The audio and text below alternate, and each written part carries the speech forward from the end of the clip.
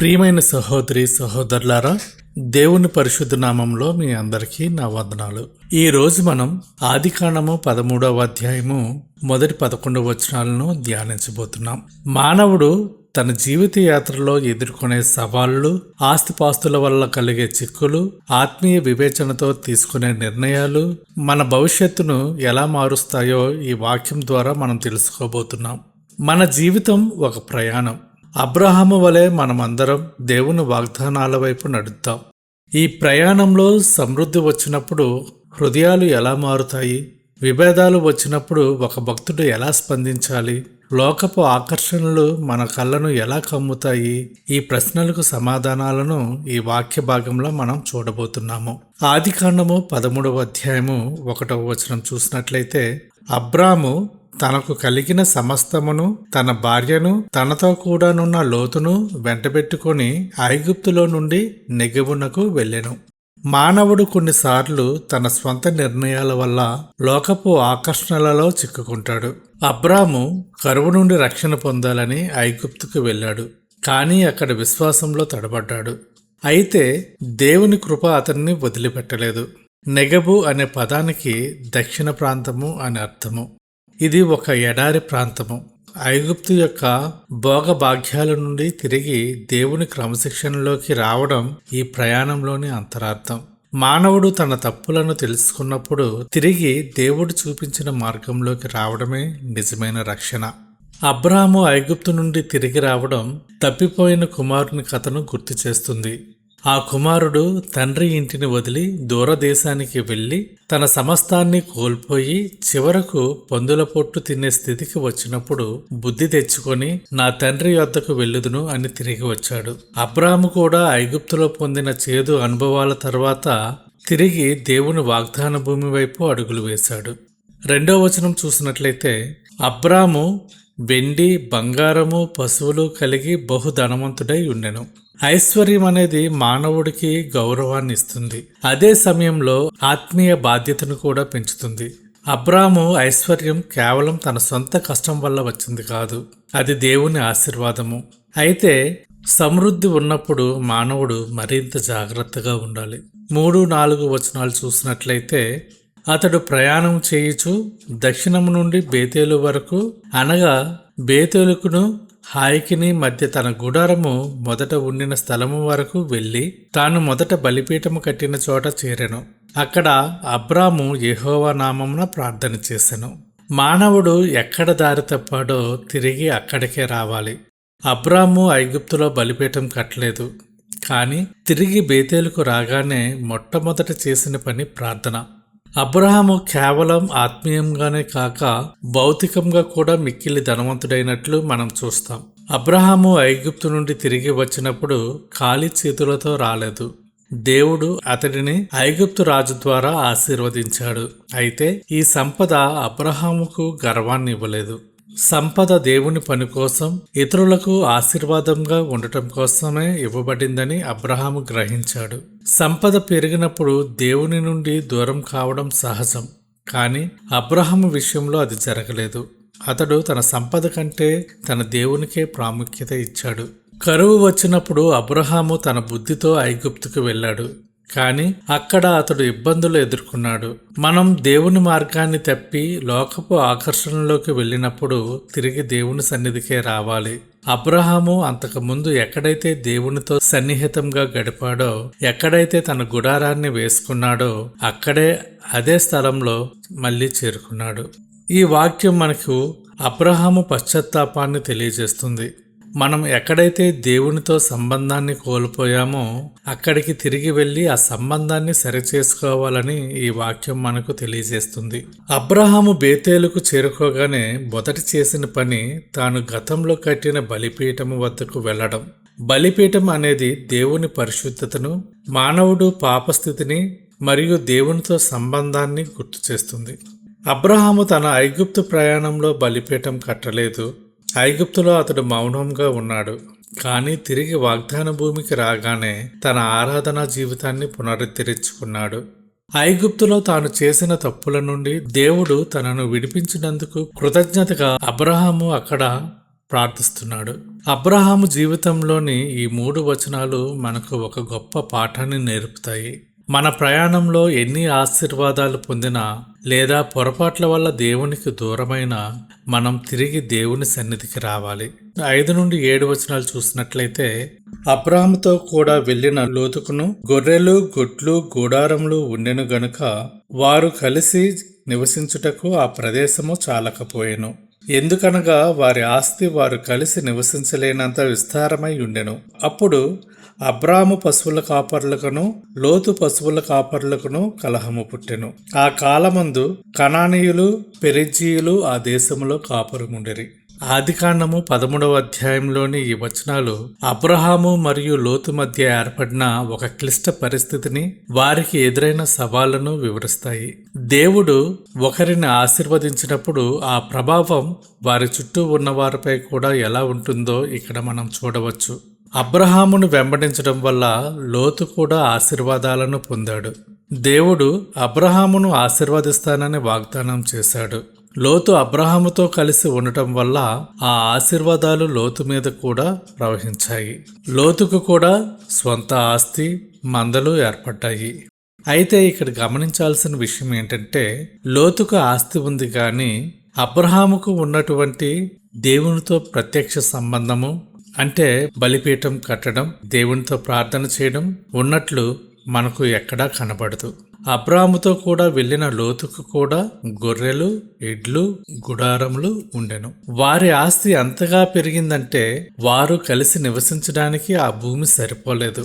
వారు కలిసి నివసించుటకు ఆ దేశము చాలకపోయింది. గమనించండి, ఆస్తి పెరగడం ఆశీర్వాదమే, కానీ ఆ ఆస్తి మానవ హృదయాలను వేరు చేసేదిగా మారకూడదు.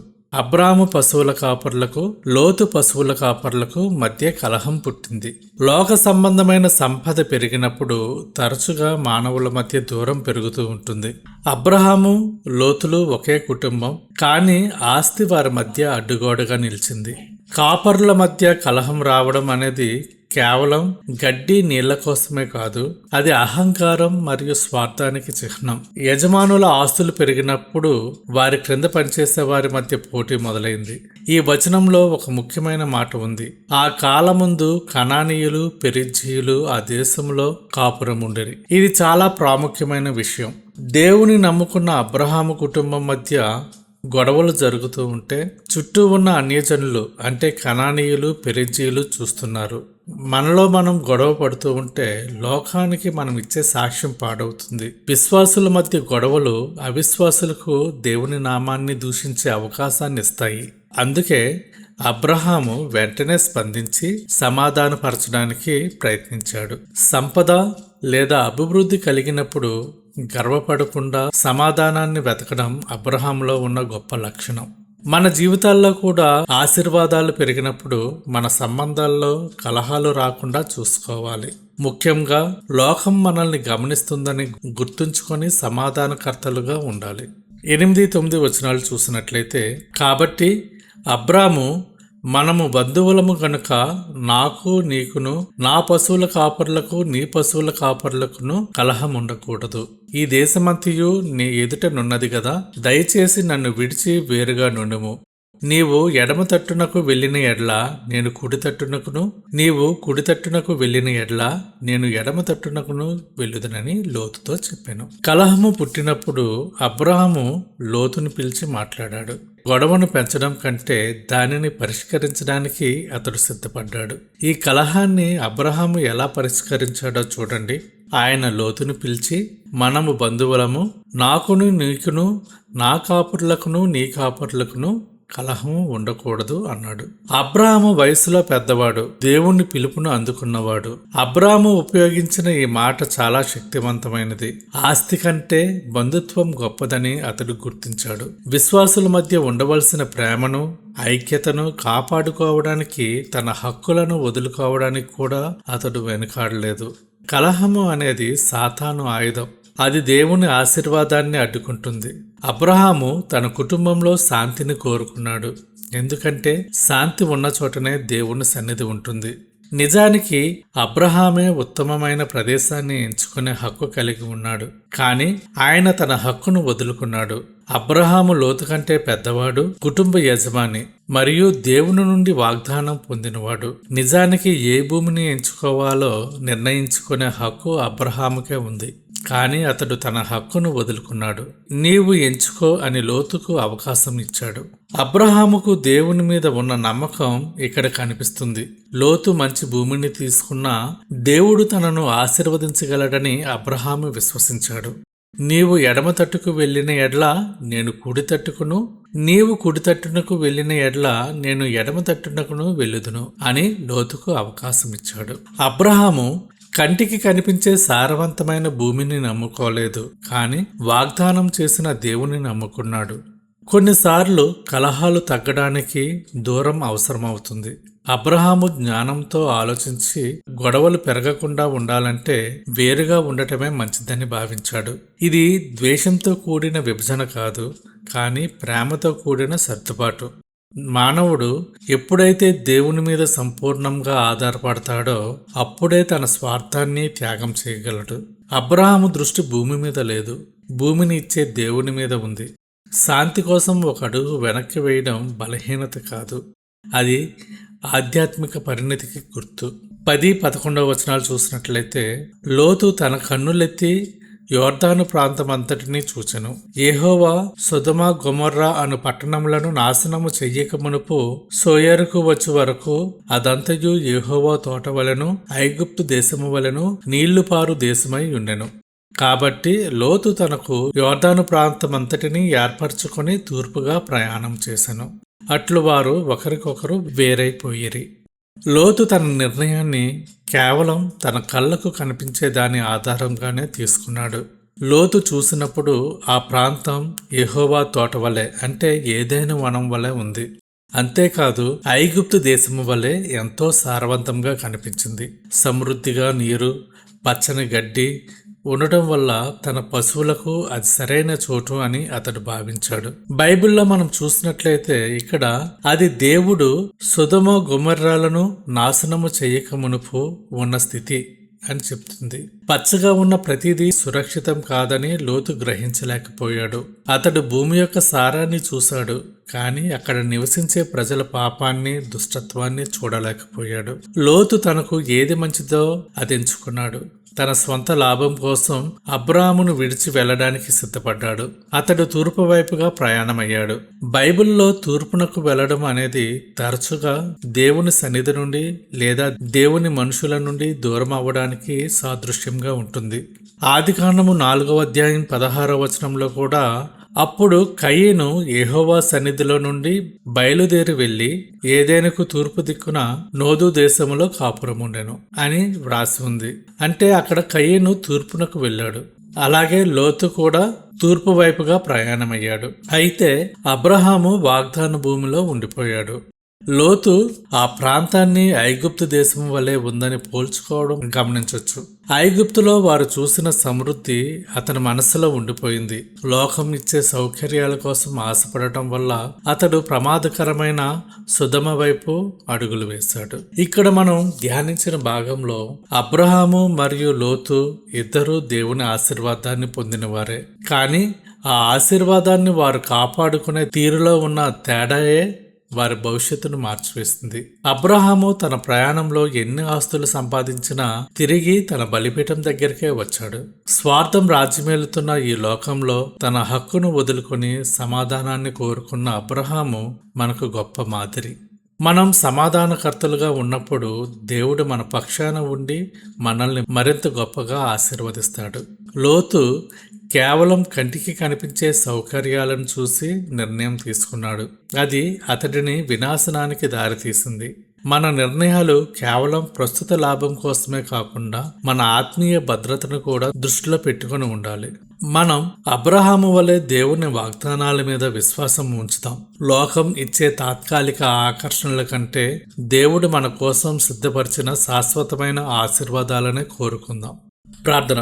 పరిశుద్ధుడైన మా తండ్రి, కృపా సత్య సంపూర్ణుడా, నీ పరిశుద్ధ నామమునకు వందనములు. తండ్రి, పరీక్షలు రాసి ఫలితాల కోసం ఎదురు చూస్తున్న ప్రతి విద్యార్థిని నీ హస్తాలకు అప్పగిస్తున్నాము. వారి మనస్సులలో ఉన్న ఆందోళనలు, భయాన్ని తొలగించి మీరు ఇచ్చే అద్భుతమైన శాంతిని ప్రసాదించండి. వారు చేసిన కష్టానికి తగిన మంచి ఫలితం వారు పొందేలా కృప చూపండి. తండ్రి, వివిధ ప్రాంతాలకు ప్రయాణం అవుతున్న మీ బిడ్డలందరినీ జ్ఞాపకం చేసుకోండి. వారి ప్రయాణాలలో మీరు తోడుగా ఉండి ఎటువంటి అపాయము కలగకుండా గమ్యస్థానాలకు చేర్చండి. కొత్త తరగతులకు సిద్ధమవుతున్న విద్యార్థులను దీవించండి. వారికి అబ్రహాముకు ఉన్నటువంటి ఆత్మీయ వివేకాన్ని, ఏకాగ్రతను ప్రసాదించండి. ఈ కఠినమైన వేసవి కాలంలో ఎండల తీవ్రత నుండి మీ బిడ్డలను భద్రపరచండి. వడదెబ్బ తగలకుండా, ఆరోగ్య సమస్యలు రాకుండా మీ చల్లని రెక్కల చాటున దాచండి. నీరు లేక ఇబ్బంది పడుతున్న ప్రాంతాలకు మీ సమృద్ధిని దయచేయండి. ప్రభువా, ఈ సమయంలో అనారోగ్యంతో వేదన చెందుతున్న నీ బిడ్డలను జ్ఞాపకం చేసుకోండి. ముఖ్యంగా దీర్ఘకాలిక వ్యాధులతో బాధపడుతున్న వారిని, ఆపరేషన్ల కోసం ఎదురు చూస్తున్న వారిని మీరు ముట్టండి. మీ గాయపడిన హస్తము ద్వారా వారికి సంపూర్ణ ఆరోగ్యమును ప్రసాదించండి. మానసిక ఒత్తిడితో, దిగులుతో ఉన్న వారికి మీ శాంతిని దయచేయండి. అప్పుల భారంతో తలదించుకున్న మీ బిడ్డలను దర్శించండి. మీ పరలోకపు సమృద్ధిని వారికి అనుగ్రహించండి. అబ్రహామును ఆశీర్వదించినట్లు వారిని ఆశీర్వదించండి. తండ్రి, గృహాలలో సమాధానం లేక తలడిల్లుతున్న కుటుంబాలను జ్ఞాపకం చేసుకోండి. ఆస్తిపాస్తుల నిమిత్తము, అహంకారము నిమిత్తము వేరైపోయిన అన్నదమ్ములను, బంధువులను మీ ప్రేమతో కలపండి. అబ్రాము చూపిన విశాల హృదయమును ప్రతి మానవుడికి దయచేయండి. భార్యాభర్తల మధ్య ఉన్న విభేదాలను తొలగించి వారిని ఏకత్వంలోనికి నడిపించండి. ఒంటరితనంతో కృంగిపోతున్న వృద్ధులను, యవ్వనస్తులను ఆదరించండి. ప్రభువా, మా దేశమును, పాలకులను మీ చేతులకు అప్పగిస్తున్నాము. నాయకులు స్వార్థపూరితమైన నిర్ణయాలు తీసుకోకుండా ప్రజల క్షేమం కోరేలా వారి మనస్సులను మార్చండి. దేశ సరిహద్దులలో శాంతిని నెలకొల్పండి. అనాథాశ్రమాలలో, వృద్ధాశ్రమాలలో ఉన్న బాధితులకు మీరే ఆధారంగా ఉండండి. మీ వాగ్దానములను చూస్తూ విశ్వాసంతో సాగిపోయేలా మమ్మల్ని సిద్ధపరచండి. అనాథలను, వితంతువులను మరియు కష్టాల్లో ఉన్నవారిని జ్ఞాపకం చేసుకోండి. ఎండల తీవ్రత వల్ల ఇబ్బంది పడుతున్న వారిని, మూగ జీవులను కాపాడండి. వారికి కావలసిన ఆదరణను, సహాయమును మీరే పంపండి. ఒంటరితనంలో ఉన్న వారికి మీరే ఆశ్రయంగా ఉండమని మా రక్షకుడైన యేసుక్రీస్తు నామమున వేడుకొంచున్నాము తండ్రి. ఆమెన్.